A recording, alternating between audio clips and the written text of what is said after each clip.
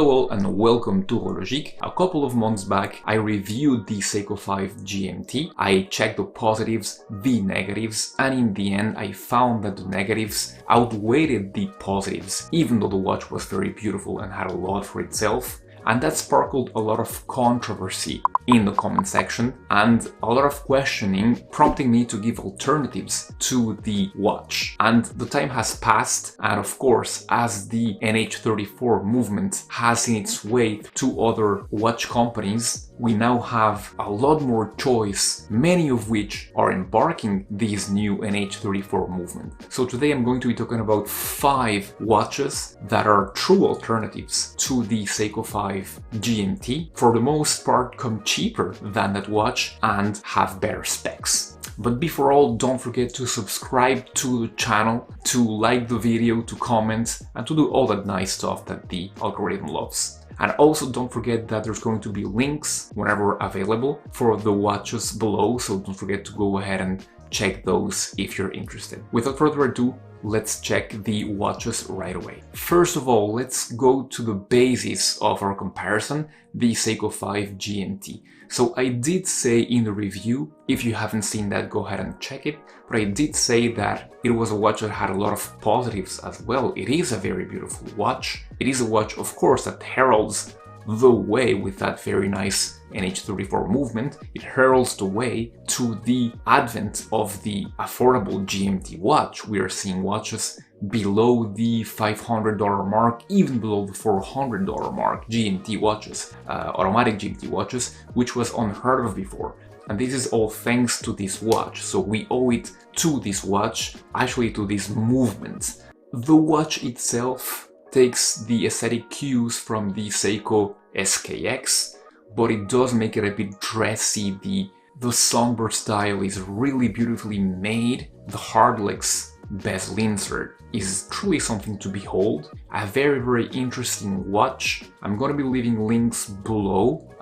However, the thing that I did not like about this watch was, as usual with entry-level Seikos, the QC issues. At least on my unit I did have a lot of QC issues, very misaligned numerals on the dial, and that was my main gripe with this watch. I ended up keeping it because it was really beautiful, but yeah, with those QC issues and knowing that other people had them as well, I just could not let that pass, especially knowing that other watches were coming with seemingly better QC. As we're going to go crescendo in price, the first watch I'm going to be talking to you about here is not one with the NH34, it's one with the Hangzhou 6460, and this is the Saint Martin SN016, and it's a homage of a very well-known Swiss watch that I'm sure you have identified by now. I did a review of this watch about a year and a half ago, so go ahead and check that. It is a very good watch, very high quality, very well finished,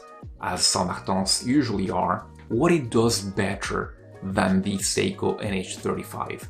Well, it has a sapphire crystal for once, it has a ratcheting bezel, bidirectional. It is the only one in this selection to have a bidirectional ratcheting bezel. It has, even though it's a clone of the ETA 2836, it does have a high beat movement compared to the low beat of the NH34, and the QC and the quality is just much better than with Seiko.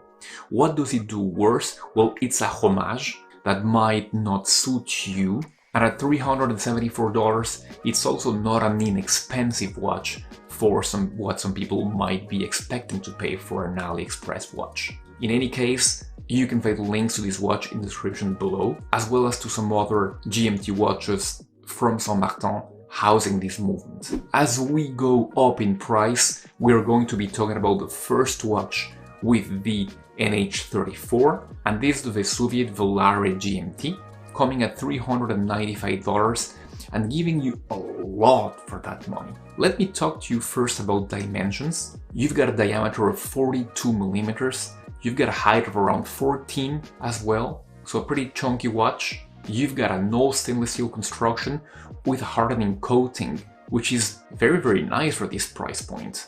It comes in 4 colorways. You can check it in the Vesuviate Kickstarter page, and the models will be delivered by mid-October apparently. So what does this watch do better than the Seiko 5 GMT? Well, it has a better build construction with a much better clasp, which is solid compared to the press clasp of the Seiko 5 GMT. It has, of course, that coating preventing scratches. It has a 200 meter water resistance, and of course it does have sapphire crystal, something that the Seiko 5 lacked. So yeah, very nice and strong offering, maybe the one with the best specifications, even though it is the cheapest one housing these new Seiko movements. What does it do worse than the Seiko? Well, the rotating bezel is just unidirectional, which at least for me it is a bit hard to swallow for a GMT, but yeah, most people don't care, so there you go. The third watch on the selection is the Borealis Seastorm. And Borealis is a pretty well-known brand by now. It's a micro brand, although this watch is also heavily inspired by a very famous as well dive watch, the grandfather of all dive watches, if you see what I mean. This of course houses the Seiko NH34 as well. It has some pretty contained dimensions at 41.5 millimeters in diameter, 48.5 log to log, a pretty thick, however, 14.1 millimeters in height, but it does give you 300 meters of water resistance. So that's what it gives you that is better pretty much than the Seiko. It gives you that increased water resistance, it gives you a sapphire crystal of course, and it also gives you a sapphire bezel insert. I have not seen this one in the flesh or in the reviews, so I cannot tell you much more about it. Just leave you the link for the Borealis website below. And please note that you have a limited time for this one to get on the waiting list. What does it do that is worse than the Seiko? Well, first of all, it is not an original design, which was the case with the previous two actually. And well, as I have not seen the watch, as far as I can see, that's pretty much it. So on with the next watch. And now we're going to talk about the OceanX Sharkmaster GMT. This is a 42mm watch, coming in many variations, all taking the aesthetic of a very famous Swiss brand that we all know. So what does this one do better than the Seiko? Well, with a dimension of 42mm in diameter by 14.5mm in thickness, it is maybe the thickest watch in here, but that is because it gives you 500 meters of water resistance, and that is one of the advantages it holds against the Seiko. The other ones being that it does have a sapphire crystal, of course. What does it do not as well as the Seiko? Well, you've got a 21mm bracelet, which is not ideal for strap changes. Besides from that, the Seiko was already a thick watch.